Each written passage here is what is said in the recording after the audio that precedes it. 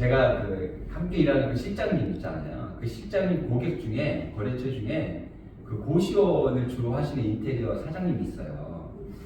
요즘에 이제 그 고시원을 보면 예전에 그 지어진 곳이 많잖아요. 그래서 굉장히 그 상태들이 굉장히 안 좋습니다. 그래서 요즘에 그런 고시원들을 인수해서 인테리어를 크게 돈 들이지 않고 해가지고 다시 이제 금액들을 올려서 이렇게 운영하시는 분들이 꽤 있어요. 그래서 이제 그 인테리어 사장님은 그 고시원만 주로 이렇게 하세요. 그래서 이제 그 사장님 만난 지가 한 1년 됐는데 그 사장님하고 이제 같이 일을 이제 많이 했죠. 근데 그 사장님이 나이가 30대 후반이에요. 나이가 얼마 안 돼. 근데 사람이 참 좋습니다. 그래서 이런저런 이야기를 많이 하고, 특히 제가 이제 인생의 선배로서 이런저런 이야기를 해주면 아주 귀를 이렇게 쫑긋해서 잘 들어주고 잘 받아줍니다. 근데 이제 그 자녀가 둘인데 그 자녀에 대한 걱정을 많이 합니다.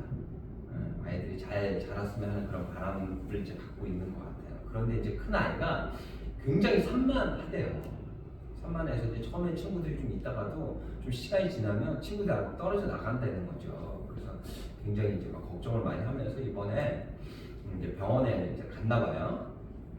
아이에게 뭐 문제가 좀 있는가 갔더니 그 의사가 병원에서 부모랑 같이 다시 날짜를 잡아서 같이 오라고 했답니다. 그러니까 진료를 부모가 먼저 이제 받아야 된다는 거죠. 그 이유는 아이는 그 부모에게 영향을 굉장히 많이 받기 때문이에요. 아이의 모습을 보면 부모를 닮은 그런 모습이 굉장히 많습니다.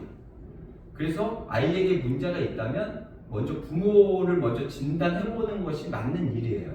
그래서 그 문제가 해결이 되면 아이의 문제까지 해결되는 경우들이 굉장히 많습니다.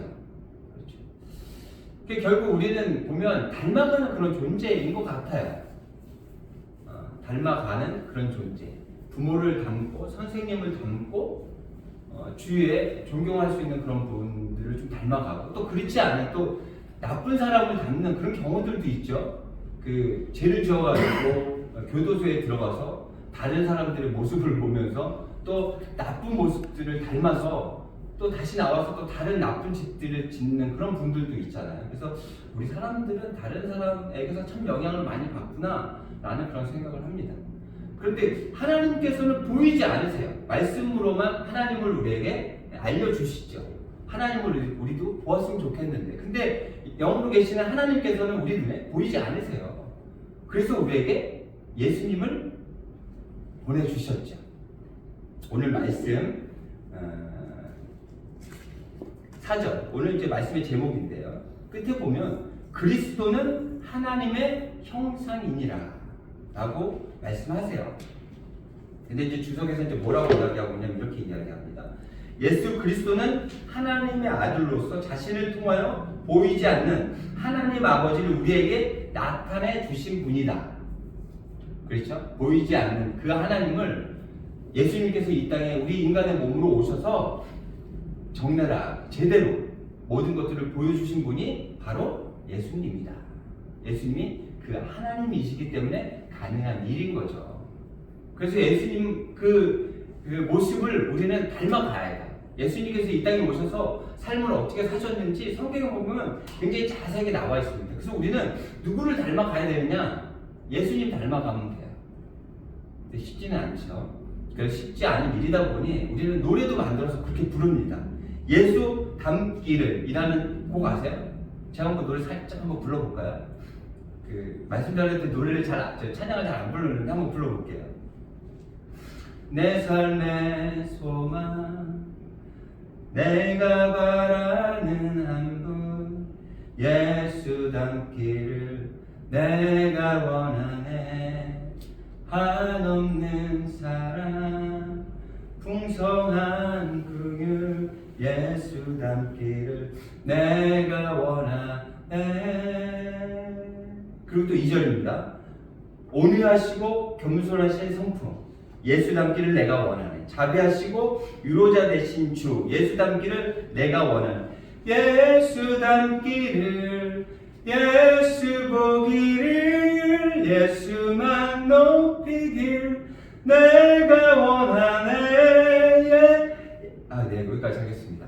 예수 닮기를 내 평생 소원, 예수 닮기를 내가 원하네. 그리고 이제 그 브릿지 부분이 어떠냐면 완전하신 예수 새롭게 하시네. 연약한 내 영혼 온전하게 돼. 예수님을 닮으면 어떻게 된다 그래요? 새롭게 되고요. 연약한 내 영혼이 온전하게 된다고 해요. 예수님을 닮아가야 하는 일이 거기에 있어요. 그래서 예수님의 모습을 보면서 우리는 예수님을 닮아가야 하는 것이죠. 그런데 예수님을 닮아가고 예수님을 바라보는데 걸림돌이 있어요. 오늘 성경에서 이야기하고 있습니다. 4절에서 이렇게 얘기해요. 그 중에 이 세상의 신이 믿지 않은 자들의 마음을 혼미하게 하여. 그래서 3절입니다. 만일 우리의 복음이 가리웠으면 망하는 자들에게 망하게 하는 자들에게 가려워지게 만들었대요. 누가요? 세상의 신이. 그 세상의 신은 어떤 신을 얘기하는 걸까요? 성경에 예상에는 사탄, 마귀 뭐 그런 종류겠죠. 근데 우리 눈에 또 보이지 않습니다. 그런데 그 세상의 신이 내 영향을 받는 모습은 우리가 볼 수 있죠. 그렇죠? 제가 이제 그저께 영화를 한 편 봤어요. 그 카운트라는 영화를 봤어요. 그 복싱 영화인데요. 그 영화가 저거랍니다. 진짜 있었던 실화 내용의 영화래요. 근데 이제 어떤 내용이냐면 이런 내용이에요. 우리나라에서 88 올림픽 했었잖아요. 88 올림픽. 그때 권투 선수로 나가서 금메달을 땄대요. 박시현이라는 사람이. 근데 상대방에게 상대도 안 됐다는 거예요. 그러니까 졌어야 된대요. 상대방이 미국 선수였는데 거의 신화 같은 존재예요. 엄청나게 권투를 잘하는 그런 선수였대요. 근데 박시현 이 선수가 같이 붙어가지고 분명히 졌는데 판정을 보니 이겼다고 나오는 거예요. 그러니까 편파 판정인 거죠. 홈 어드밴티지를 얻은 거죠. 근데 그 금 때문에 우리나라가 그때 그 금 하나가 더 추가가 돼가지고 그때 그래서 12개가 되면서 4위가 된 거예요.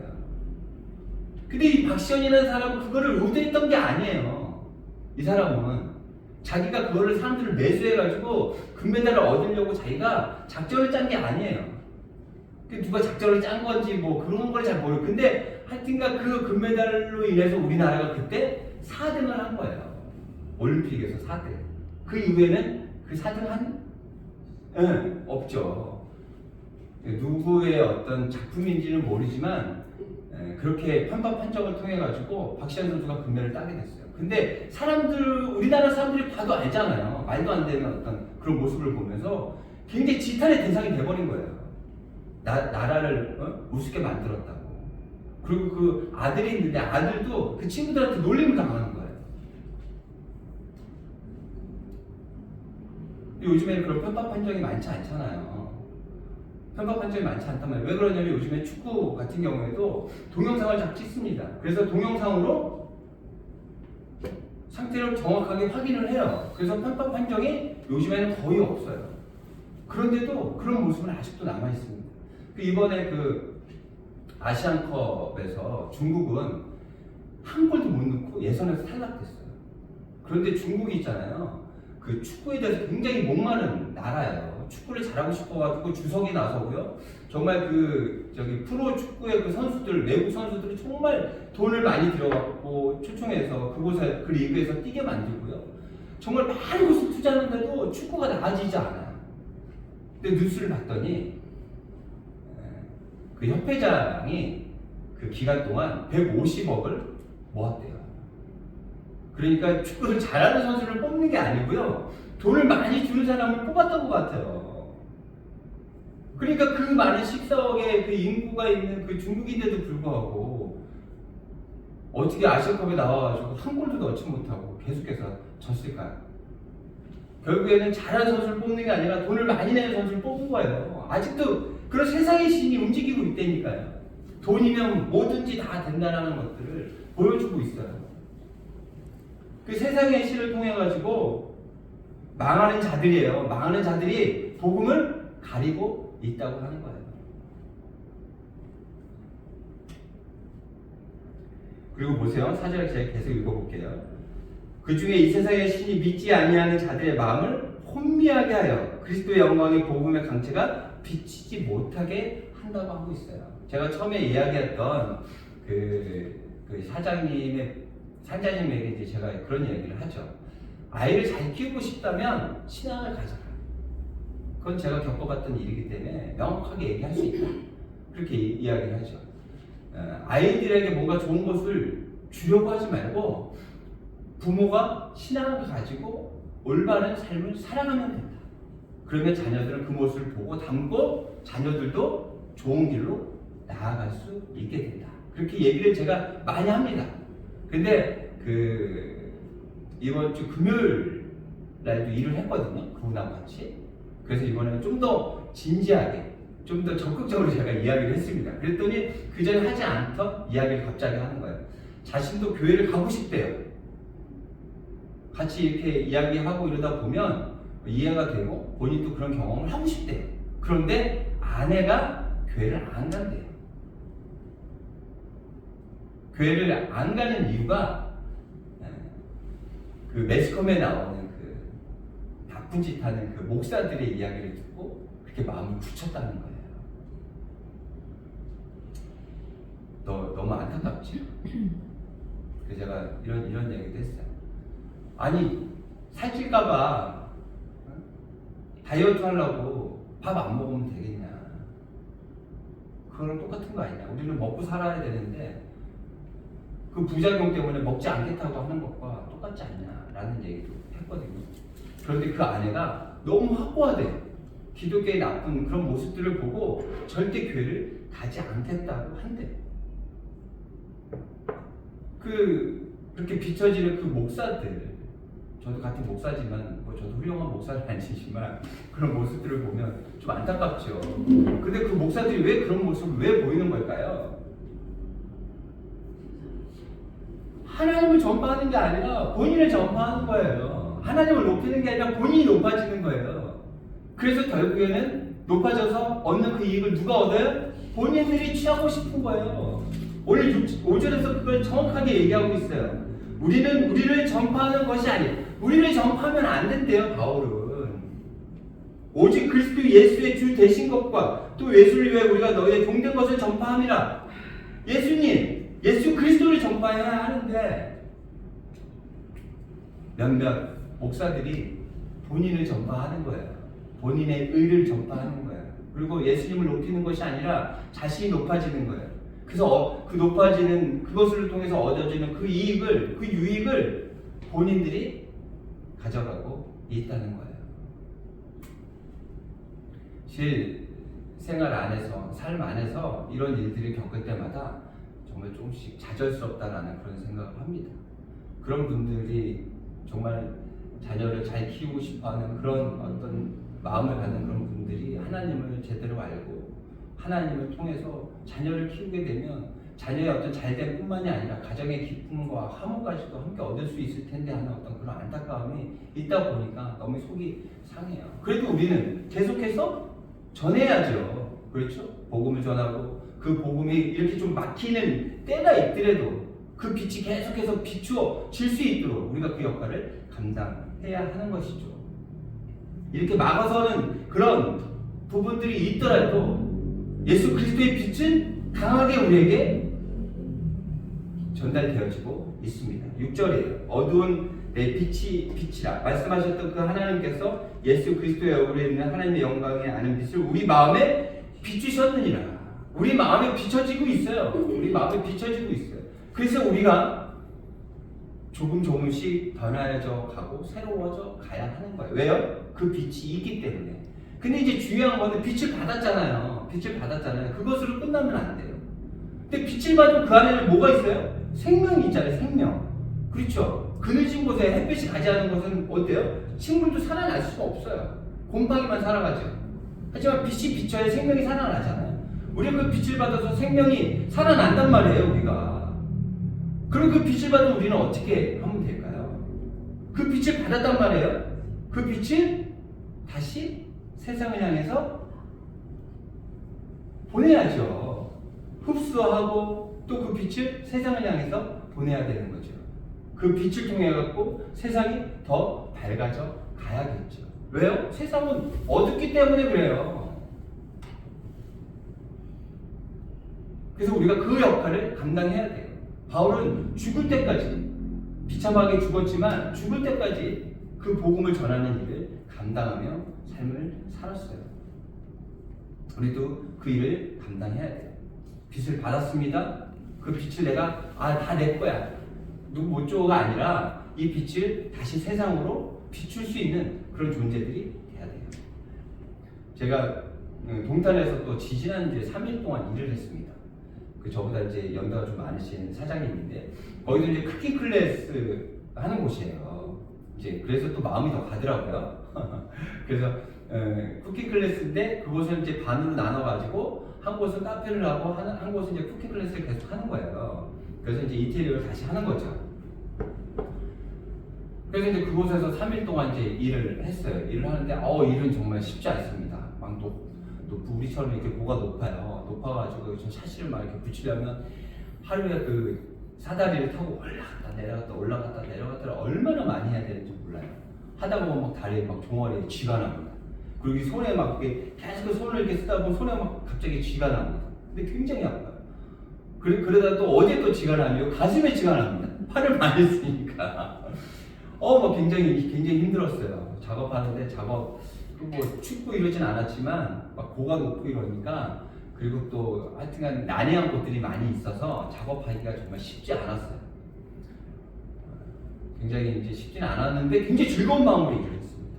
그 이유는요, 그 사장님 여자분이 있잖아요. 이 일하는 사람들을 정말 가족같이 환대해 주세요. 그리고 아침마다 이제 우리가 일하고 있으면 한 10시 되면 출근을 하시는데 오실 때마다 양손에 가득 음식을 가지고 옵니다. 과일을 준비해서 가지고 오시고 그리고 뭐 또 이제 먹을 만한 어떤 그런 과자나 이런 것들을 막 갖고 오세요. 그래서 오시자마자 이것저것 막 챙겨서 주시죠. 그래서 3일 동안 일을 하면서도 굉장히 즐거운 마음으로 그렇게 일을 했습니다. 그런데 이제 그분이 이제 마지막쯤에 이제 그렇게 이야기를 해요. 정말 좋은 분들이 이렇게 다 오셔서 너무 감사하게 너무 공사가 거의 이제 제가 이제 거의 이제 필름은 거의 이제 마지막 공정이니까 너무 공사가 잘 된 것 같아요. 너무 고마워요. 막 이러는 거예요. 그래서 제가 뭐라 그랬냐면 그분들이 좋은 것보다 사장님이 너무 잘해주셔서 그분들이 잘할 수밖에 없었던 거예요. 라고 그렇게 이야기했어요. 제가 생각해도 그게 맞는 것 같아요. 제가 그렇게 힘들었는데도 뭐 하나 더 해달라고 하면 저는 딴 곳 같은 경우에 이제 일이 다 끝날 때쯤 예정에 어떤 걸 해달라고 하면 짜증납니다. 왜냐면 온몸에 있는 에너지를 다 썼어요. 예정에 없던 거예요. 이제 가서 쉬면 되는데 갑자기 뭔가를 막 쉽지 않은 일을 막 더 해달라고 그러면 뭐 간단한 건 괜찮은데 쉽지 않은 예정에 없던 일을 해달라고 그러면 힘이 빠집니다. 그런데 그분은 여러 개를 다시 더 해달라고 그러더라고요. 그런데 굉장히 즐거운 마음으로 해줬어요. 에너지가 없는데 힘이 빠져있는데. 그래서 그 모습을 보면서 우리가 사람들을 대할 때 이런 모습을 대하면 참 좋겠다. 우리 믿는 사람들의 모습이 이런 모습이면 참 좋겠다 라는 그런 생각을 했습니다. 빛을 받고 빛을 바라는 것, 그것이 어떤 모습인지 우리는 고민해야 될 것 같아요. 그래서 정말 세상에 이 사람은 좀 뭔가 다르다, 좀 세상 사람들과는 좀 뭔가 다른 것 같아 라는 삶을 살아가는 우리가 되어야 될 줄로 믿습니다. 그렇기 위해서는 또 한 가지가 좀 더 필요해요. 세상을 향한 어떤 이해가 필요할 것 같아요. 이번에 그 아시안컵에서 우리가 4강에서 떨어졌습니다. 굉장히 좀 아쉬웠죠. 기대들을 너무 많이 했고 이번에 뭐 최고의 어떤 선수들이 최고의 조합이다 그래서 정말 기대하는 게 너무 컸었거든요. 그런데 이제 안타깝게 근데 실력이 안 된 것 같아요. 제가 봤을 때는 뭐가 준비가 좀 덜 된 것 같아요. 개인 실력들은 좋지만 전체적으로 조직력이나 이런 부분들이 좀 부족했던 게 아닌가라는 생각을 해봐요. 근데 이제 그 말레이시아하고 이제 그 게임, 그 조별 예선 때 게임이에요. 그 말레이시아가 3대3으로 이제 비겼는데요. 아직 뭐 박빙의 어떤 게임이었죠. 재미있었어요. 한 골 넣으면 또 한 골 먹고, 한 골 넣으면 한 골 먹고, 뭐 이런 식으로 게임이 됐어요. 그런데 말레이시아는 우리보다 굉장히 하수의 팀입니다. 거기는 랭킹이 130이에요. 근데 우리는 23위예요. 그러니까 어떻게 보면 랭킹으로 보면 비교가 되지 말아야 돼. 비교가 안 되는 그런 팀이었는데 그 팀과 3대3으로 비겼어요. 근데 쭉 하다 보면 뭐 질 수도 있고 이길 수도 있죠. 그럴 수 있어. 그리고 굉장히 박진감 넘치는 경기여서 저도 굉장히 재밌게 봤어요. 이기지 못해서 안타까웠지만. 그런데 그 감독의 이야기가 좀 안타깝다는 생각이 들었어요. 저희는 박진감 넘치는 재밌는 게임이었어라고 저희는 얘기할 수 있어요. 근데 감독이 그렇게 얘기하는 거예요. 박진감 넘치는 정말 좋은 경기였다고 얘기하는 거예요. 그 감독이 우리 국민들, 우리나라에 대한 이해가 좀 적은 게 아닌가 라는 생각을 해봤어요. 이번에 4강에서 떨어지고 선수들, 책임지는 손흥민, 이강인 정말 많은 사람들에게 관심을 받고 인기를 얻었던 이 선수들은 자신들이 뭐 잘못한 게 뭐가 있습니까? 최선을 다해서 했을 뿐이에요. 질 수도 있는 거예요. 하지만 국민들에게 너무 미안하다고 사과해 그런 이야기들을 그렇게 하는데 감독은 그런 사과가 없습니다. 앞으로 더 좋아질 거고 지금도 문제가 없다고 그렇게 이야기하고 있어요. 그 감독이 봤을 때는 그럴 수 있다고 생각할 수도 있지만 그 감독이 우리나라에 대한 국민에 대한 이해가 적은 게 아닌가라는 생각을 해봤어요. 우리가 세상에 빛을 비출 때 그래도 빛 받아, 너 빛 받으면 좋은 거야가 아니라 그들에게 빛을 비출 때 그들을 이해하고 그들에게 꼭 필요한 빛이 어떠한 빛인지 그 빛으로 나아가는 우리 믿음의 사람이 되었으면 좋겠습니다. 그렇게 살아내시는, 그렇게 빛의 역할을 감당하시는 여러분, 다세움 교회가 되기를 바랍니다.